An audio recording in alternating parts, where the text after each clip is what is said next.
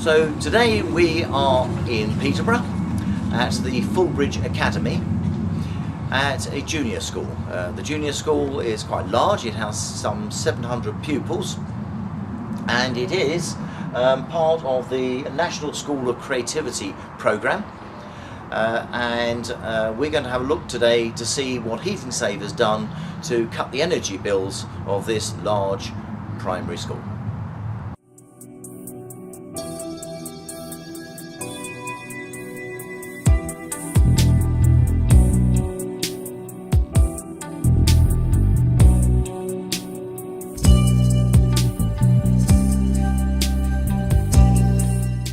So this is the boiler room. So in here, this must be where the HeatingSave system and all the boilers and equipment is, yes? Absolutely. Right, let's go in and have a look. Yeah. Right, let's go in. So, Graham, thank you for letting us into the Fulbridge Academy. So tell me about something about the HeatingSave system, because I have to tell you, I have not been here before, I know nothing about it, so it's all new to me. So tell me what you've got and what it is. I guess the HeatingSave system is buried somewhere inside this control panel. Yes, it's inside this control panel. Yes. In the bottom. I see. We have a keypad here, so we can access the HeatingSave menu on there. I see. We also run a program on this laptop here, which is connected to this as well. Yes. And in there we can go into a menu and we can look at patterns, the diary, we can look at the past. And when you say patterns, these are heating patterns. So these are patterns that I require. So say if the children wanted to stay, did an all night in school with the teachers, where they do sometimes do, then I could give them heat throughout the night. The children and the teachers are here all night? They do sometimes. Oh, yes. right, okay. Yes, it's that's news to me. It's an all-night teach. They do a charity thing, and they raise money for it, and they stay up and have to be taught all night. They're taught sports and dance and all stuff like that throughout the night. So you obviously have to change the heating patterns so there, we have to have because those will be different to the normal school pattern. Absolutely. Okay, right. Yeah. So we would go into change that this on the laptop computer. I would go into the laptop and I would go into the menu, sign myself in. I would go to the patterns part of that menu, and I would create myself a new pattern for that day. Right. Or I could use a previous one if I wanted to, if I wished to, if it was the same times, and then I could use that, and then I would send that to this. Right. Yeah. Bob. So from the laptop, it transmits that information into the controller, which sits inside this big control panel. It does, yes. Yes. And then that would tell me that that information has been sent to that. Right. I click OK, and then that's now in my menu.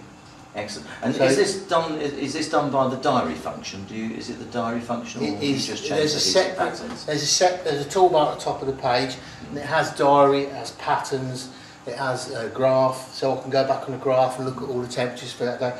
If I came back to school in the afternoon in the winter and the teacher said we've had no heat all afternoon, I could go back on the graph and have a look and see what the actual temperature was in that room at that particular time she was saying. How useful do you find the graph? Absolutely amazing, because I've got evidence, and I have evidence for our water company as well. Oh right, so you've got in my clarifier, yes, that has to be at least 60 degrees, yes, to combat Legionella. Yes. And I don't have proof. If he comes in the afternoon to do the water checks, I then have proof on my laptop to say that this has been at 60 degrees throughout the day. Right, so HeatingSave is helping you on your due diligence Absolutely. of Legionella. Absolutely. Oh right, I didn't know that. And he says when I come you have evidence. Oh right. And I have evidence on here. Because if he comes in the afternoon and this has gone off, or the kitchen's used it all, right, because if they're clearing up after the lunch and they've drawn all this off, this won't be at 60. Absolutely, it'll drop, yes. but it will have been at 60 degrees in the day. So what did you do before you had HeatingSave? Well, you winged it. You winged it. we had to make sure they came at a time of day when it was saying it was 60 degrees. But now we have to have a period of time once a week now where it has to be 65, because it drops below 60. There's a wave formed on the graph. Yes. And in that wave it will go from 60 probably to 58 to 60 to 58. Right. And because it drops below 60 at certain points throughout the day, we have one day of the week where that actually reaches 65. Yes. And then again, that's part of my thing to combat Legionella. Yeah. Oh, well done. So tell me, Graham, we've got the HeatingSave system in the panel behind me. And that's controlling these boilers. So tell me something about these boilers. Right, that's correct. There's 6 Hamworthy boilers that provide Wow. yeah, that provide the heat and hot water for this building. Yeah. And obviously the building is split into 4 divided zones, and depending on what's going on in those zones, your thermostat basically picks up the temperature of that zone and tells these boilers whether to come back on.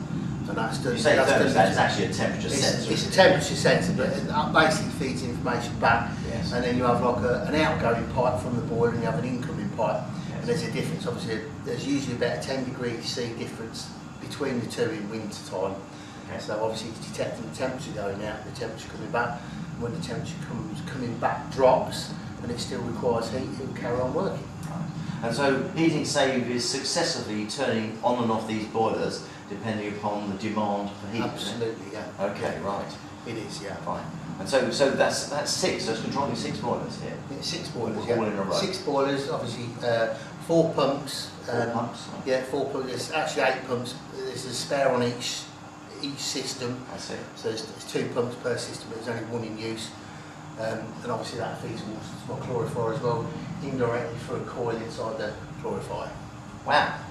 It's quite a big system then. It is a big system. It is a big system, yeah. Very big system, yes. Well, it's a big school. It is a big school, yes. It's one of the largest primary schools in this area. Is it really? Yes, it is. Oh, right, yes.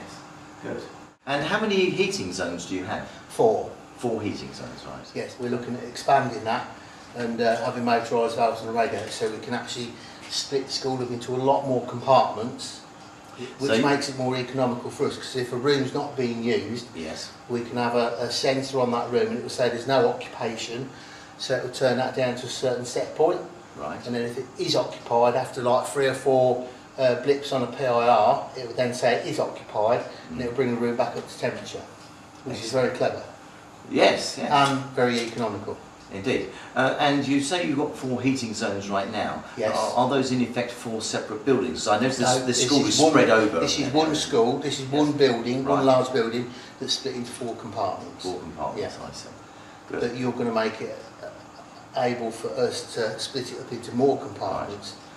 So we're going to extend the system now, so that instead of having 4 zones, yeah. you will have a lot more. Yeah. So how many zones do you think you'll have? Well, it depends on how many rooms we have and how they're occupied. I So, see. and if they've got aircon in or not. We've got an ICT suite that has aircon, but there's things we can do with the aircon as well. Yes, yeah, well HeatingSave can control aircon and heating. Yes. And of course the other thing it does is it won't switch on the heating at the same time as the aircon, which some BMS systems do. And So also that's we have useful. a large solar array on the front of school as well, so that we can actually make sure we're using that correctly as well, with using air conditioning as well. And are you So, using HeatingSave to measure the amount of electricity you're generating at present? Not at present, but Oh, we are right, going we to can do in the that, near yes. future, yes. So you've got a lot There's of a new lot, things to very- do and extra HeatingSave things to add Some there. very exciting things happening in the future, yes. Oh, brilliant. Absolutely. Oh, well, yeah. that's excellent. Yeah. Right, so should we go and have a look at some of the other areas of the school Yes, now? you can, yeah, Okay. absolutely, no problem. Off to you. So, Graham, tell me more about this, what did you say, School of Creativity? It's School of Creativity, yes. Yeah, and this is like one of the best ones in the country? We're on the top 56 in the country. Top 56, Yeah, it is, yeah. So you're beating all those big other inner city organisations. I think the management people at here actually brought this to the school, Have to they? this school. You know, they've seen it elsewhere, Oh, right, and they excellent. brought it here, and it's just taken off. It's amazing. People come from other schools to see this. And this is an example of, This of is some what of they the do. work. Yes, this is all done. I believe one of the teaching assistants did these. Yeah. Right. Just took them home and painted them. Right. Quite And so incredible. tell me where you've hidden the temperature sensor. It's actually at the side of Superman's. Is it really? Just under Superman? Just behind, just Right. behind Superman there. Oh, super. Yeah. Good. Oh, right. And So, that detects right, the so temperature beyond in this the- corridor. Okay, that's it. So the whole of this corridor then means this gives the information back minute by minute to Yep. HeatingSave, Absolutely. and then it can make the decisions of when Whether to we want heighten. to bring the heat back on or off. Yeah. Excellent, right, okay, good, fine. Are all the rest of them hidden like this? I hope not. I think, Can't repair them, can you, if they go wrong? no, it's just a thermistor in there. Though, isn't Oh, it? is it? Yeah, Fine, yes, that's all excellent. it is, yeah. Good. I believe. Yes, excellent. Yeah. Fine, okay, well, let's go and have a look at some more then. So, Graham, this is another temperature sensor that we've got here. Yes, that's in this corridor. Right. Yeah, that's this one. Right, this one's visible. Yes, yes, it is. Yes, which is fortunate. Fine, okay. And so this was also obviously feeding information every minute back to HeatingSave, Back to tell what the temperature is, so we can manage the heating. Absolutely, it is, yes. Good, yeah. excellent, right. And just tell me for a moment about, tell me about the plans you've got to extend the HeatingSave system, because We're hoping to, going forward, we're looking at splitting the rooms up into individual rooms as Yes. opposed to areas of the school, and we're going to use a low voltage motor which will turn the radiator on or off via a controller, and also we're going to try and use the method of detecting whether a room's occupied or not occupied, and then also that'll be able to drop it down to a set point or bring it back up to another set point which is high temperature. Right, so you're going to use the occupancy management bit of HeatingSave As well, yeah. to work out whether rooms are being used and not areas. We're also going to do that for our air conditioner, because we've realised that the air conditioner we use in the ICT suite, it's left on because there's a particular temperature it has to be at, but we've realised that it's on at night and it's also on at weekends, which there's no actual need for, and we could actually reduce the set point for that as well, which would save us a great deal of money. Precisely, because electricity is the most expensive form of energy, isn't it? And that's the expensive bit of running. But of course you've got solar panels on the roof now. Yes, we have, yes. So are you thinking of using HeatingSave to manage those? Because HeatingSave will monitor the amount that you're producing of solar PV, yes, and then direct that elsewhere. And you said something about so you've got some cooking apparatus. We've just having installed a rationale cooker. We have two gas powered ones, but we've actually purchased an electrical powered one, so that's actually 18 kilowatt, and that's to try and use some of the solar PV we have, rather than just letting it go to waste and going back into the system. Good. And that was because of one of your gentlemen called me.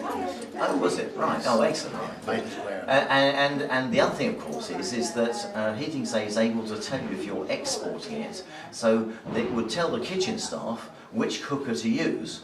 Which I think that which would is be really interesting, useful. isn't it? Yes, very interesting. Yes. Well, they can have that because nowadays you've got all this sort of stuff on your iPhone, so they can have a beep, beep, beep, and the latest version actually talks to you as well. Absolutely. So it'll say kitchen staff. That's amazing. Use this oven. Don't use that one. Don't use that. So you can do that sort of thing. Absolutely, because gas isn't a renewable resource, is it? No, and it's very expensive. Absolutely. It's very expensive. Yes, it is, yes. Good. Okay. Well, that's it. Well, thank you very much, and thanks for taking the time. Well, of course, today's been very quiet. There's no children. Absolutely. Because it's school holidays. But well, next time we come back, when you put in the rest of the equipment, we'll see how far you've got, and we'll come back with lots of screaming kids, no doubt, as well. So it'll be very quite exciting interesting. time. I'm sure it will. Yes. I look forward to it. Thank you very much. Thank you. Bye bye. Bye bye.